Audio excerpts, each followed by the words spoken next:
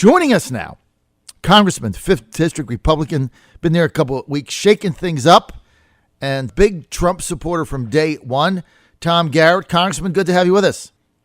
John Fredericks, I am your Washington affiliate. I know you are. I'm so excited. You know, I just got to tell you this. I tell my audience, I hope you don't mind me sharing it, but I text Tom all the time, like, how you doing? Can you come on? And, his state senator was a pretty big deal, and he was running for Congress. And I thought, well, now he's a congressman, he's like very important, and he's got all these big players up there, and he's part of the government, and he's making monumental decisions. Is he going to take my text or respond to it? I don't know if it's still okay. So I text him last night at 8:00. Bang, says, yeah, come on your show. So Tom, you know what? You're up there doing all the good things, but you're still accessible to the common people like me. It's because I am the common people. That's what the founders intended. So anyway, how are you doing, good sir? I tell you what, I'm never better. I'm so excited about what went on. Let's talk about some of these things. Yesterday, Trump in one day, TPP gone. He also makes a statement. I want to get your take on this on China. Sean Spicer, good friend of ours, saying for the president, speaking for him, saying, look, New World Order, we're going to tell the Chinese they got to stop making these islands and encroaching in international waters. China fires back, basically says, we can do what we want. We like the Obama policy better. What's going to happen here? Well, while the Chinese did donate a lot of money illegally to Hillary Clinton, they didn't get to vote in the last presidential election. I think anybody who doubted the sincerity of candidate Trump need not doubt, 3 or 4 days into President Trump, that he meant what he said. Again, we'd like to be able to work with China. We recognize that they play an important role in the world, but they can't run roughshod over their neighbors. I think that message has been sent, and I think you'll see already a curtailing of actions. There'll probably be some things that are sort of bellicose and belligerent in the short term, but it's not in anybody's best interest to have any sort of armed showdown in that region. And the Chinese really took about 8 years of hiatus from American leadership to take advantage and sort of get a leg up on their neighbors. I think that's going to stop.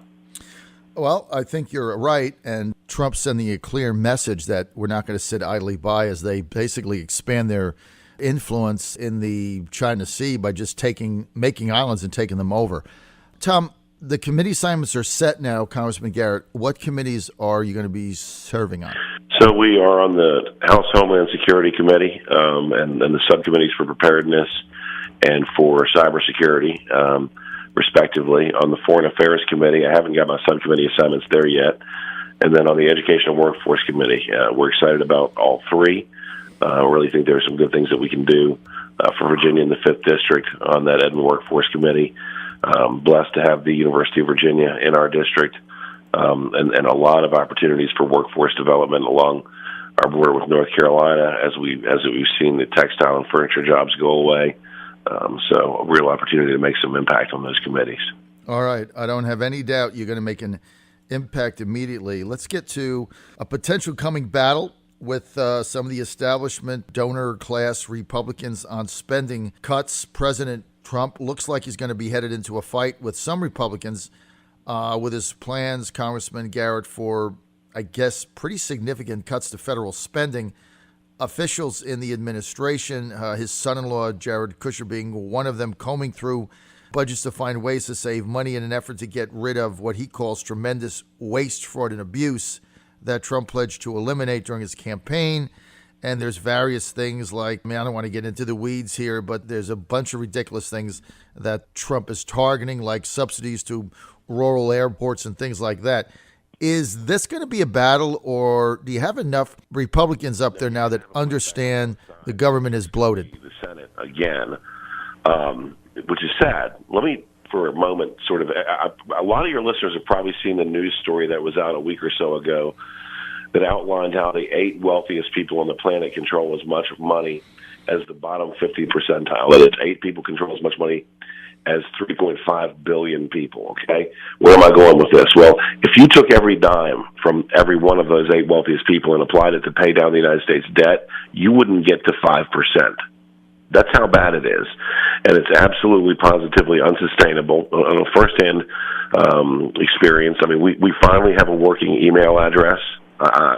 We finally got computers last Friday in the office. There are 3 times as many employees in the House per member as there are in the Senate of Virginia, and yet I can assure you that all of that stuff would have been taken care of in the Senate of Virginia the first day or before I got there. We literally had somebody come in and move a piece of furniture and then stand there. My chief of staff said, "What are you doing?" He goes, "Well, I'm not allowed to move it back. We got to wait for the people to come to move it back." So the inefficiency is there, and it needs to be addressed. It needs to be tackled, because the scope of $20 trillion in debt, I think, is beyond what people can wrap their heads around. The bad news is we've got so much obligatory spending right now that we're going to continue to probably spend some into debt. However, I think under this president, you'll see a series of budgets that at least balance over time, which is a darn sight better than anything we've had since the 90s. You know what? That is an amazing statistic you just told me. So 8 people in the United States, you say, control as much money as the bottom 50% in the entire country, right? In the world. 50%. It's 8 people. It's 6 in the U.S. and 2 abroad. The wealthiest people in the world control as much money as the bottom 50% in the world. And if you took every dime from those people, you couldn't pay off 5% of our national debt. It's that out of control. I mean, and so Trump's right and everybody else is wrong. You got a bunch of political class folks who are so unafraid of being unelected that they won't do the right thing. And we're not here to perpetuate political power. We're here to leave a legacy to posterity that allows young people in the future to have the same equality of opportunity, or at least some opportunity, that we enjoyed. Mm-hmm. Mm-hmm. Unbelievable. What did you think yesterday of Trump's meeting with union leaders, getting rid of the TPP all in the same day? What was your reaction to that? I don't know how many pipe fitters, carpenters, welders, unionized folks I met in the Fifth who sort of came up to us semi-reluctantly and said, we're going to vote for you. Leadership doesn't think we should. We're going to vote for Mr. Trump. Leadership doesn't think we should. Somebody needs to look out for us, and we promise we'll do our jobs to look out for America. The guy, you said at the beginning of the show I was Trump from day one. I wasn't. I was skeptical. He's done, with the exception of the Elaine Chao nomination, which I think is to placate Mitch McConnell. Right. Everything he's done has been what he said he would do. I'm delighted. Mm-hmm. Could I play games picking at syntax and that sort of thing? Sure. It's worthless to waste time on such pettiness. This is a guy who's acted decisively and been consistent with his word. What did you think of his 90-day freeze on new federal hiring to just kind of get that under control? Well, I think 90-day freeze on federal hiring is about 3 years and 9 months too short. With the exception of ensuring that our military is without any doubt the preeminent fighting force on the face of the planet Earth. The federal employees that are in place are plenty in number. In fact, probably a freeze might not go far enough, but I think you got to get your legs under yourself and sort of figure out where you can make cuts without hurting the services that we made promises to deliver. But the political courage, the willingness to do the hard right over the easy wrong is refreshing. Mm-hmm. It won't be without bumps in the road, I'm sure. I anticipate that there'll be areas where we don't always agree.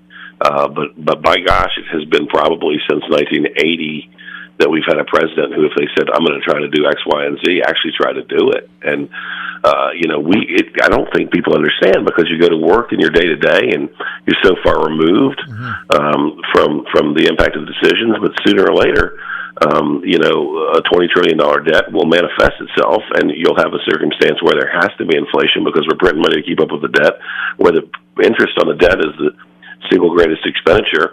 The interest rates have to go up. Yellen's raising those rates on him. They never did that to President Obama, but it's okay. It has to be done so that we have a hedge against global economic calamity. And the only way to fix this now is to grow aggressively, because we dug ourselves into such a great hole. Congressman Garrett, yesterday on the phone, President Trump talking to Egyptian President Sisi about their common interest in the battle with ISIS and terrorism. Trump saying, look, I'm going to destroy ISIS. He seems to be following through on every other promise. Do you have any kind of inkling there of what approach he will take going forward as it relates to ISIS, sir?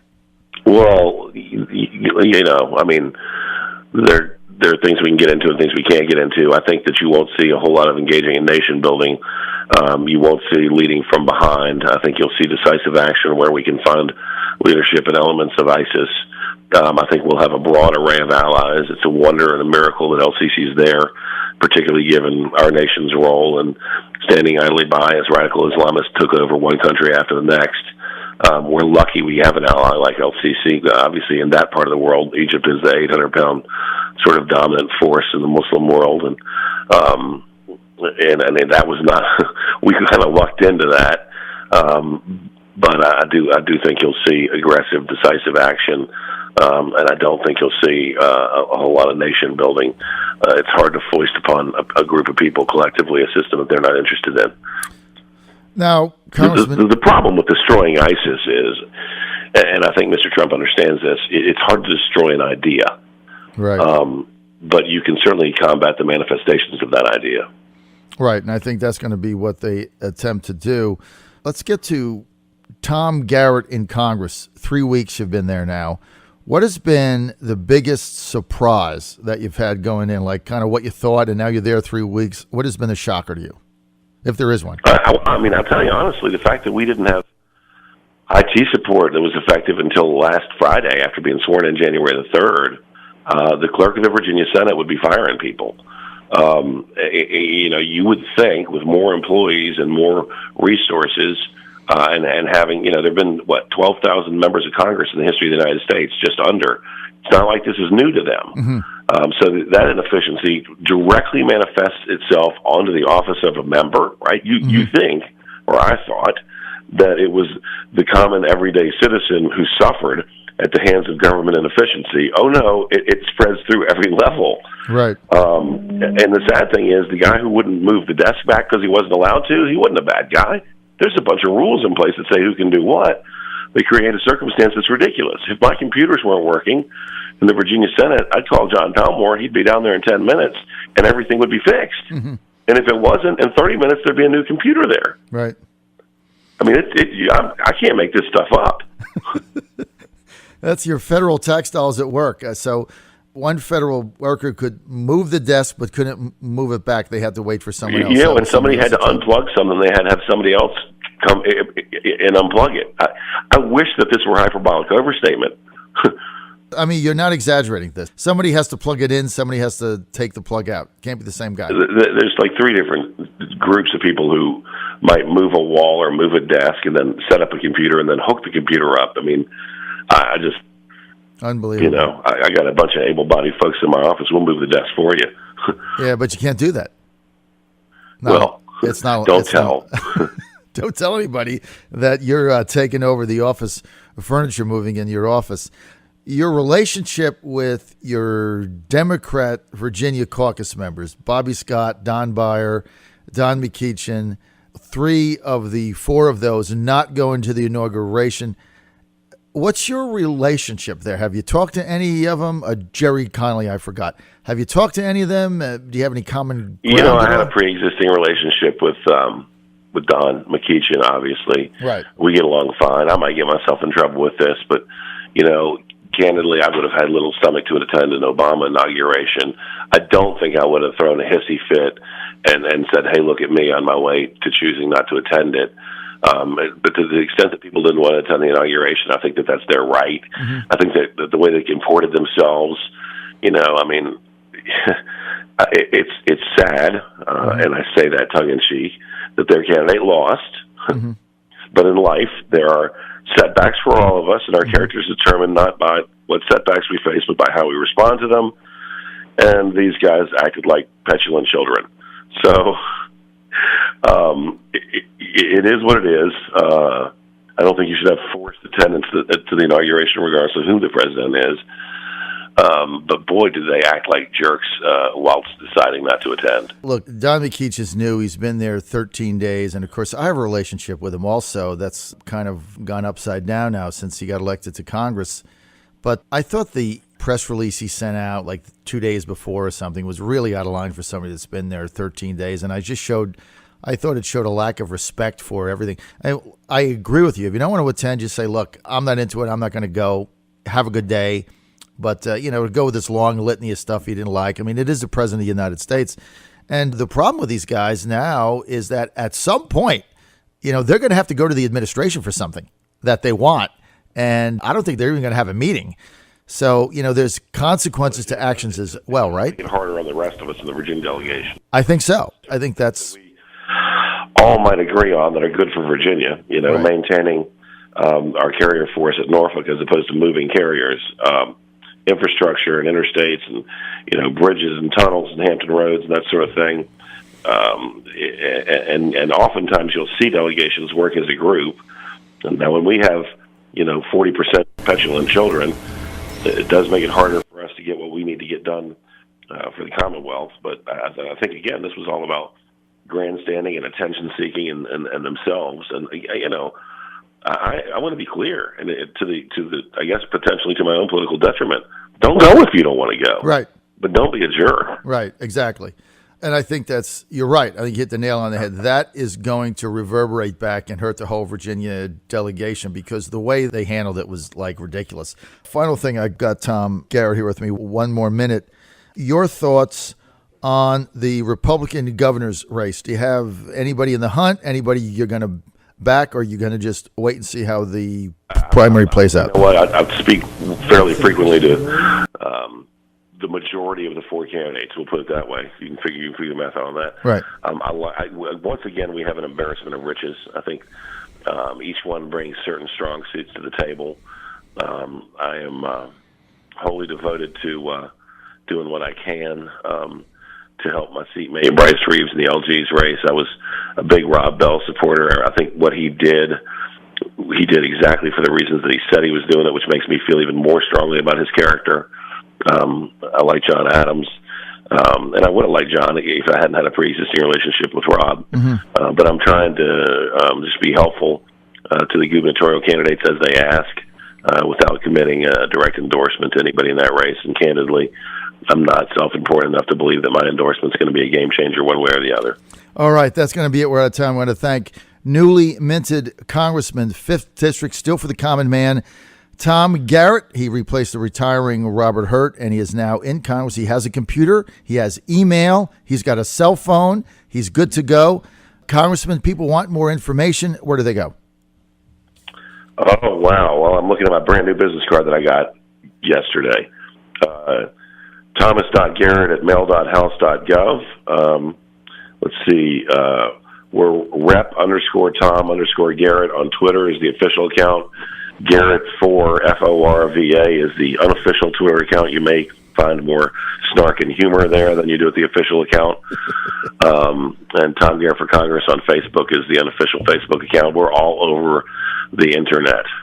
All kinds of ways to reach the common man's congressman from the 5th District, Congressman Tom Garrett. Tom, I know you're going to shake things up there. That's why I'm very anxious to have you on every week to tell everybody in America what is going on in the House of Representatives. Thank you for being with us, sir. Appreciate the time. God bless and good luck. It's your fundraiser. Hope you have lots of free $50 beer. Yeah, we need $50 beer at our fundraiser. Don't forget, go to johnfredericksradio.com. Cooperstown fundraiser. Hey, it's for the kids. johnfredericksradio.com. Congressman Garrett, thanks for being with us. We'll be right back. Have a great day.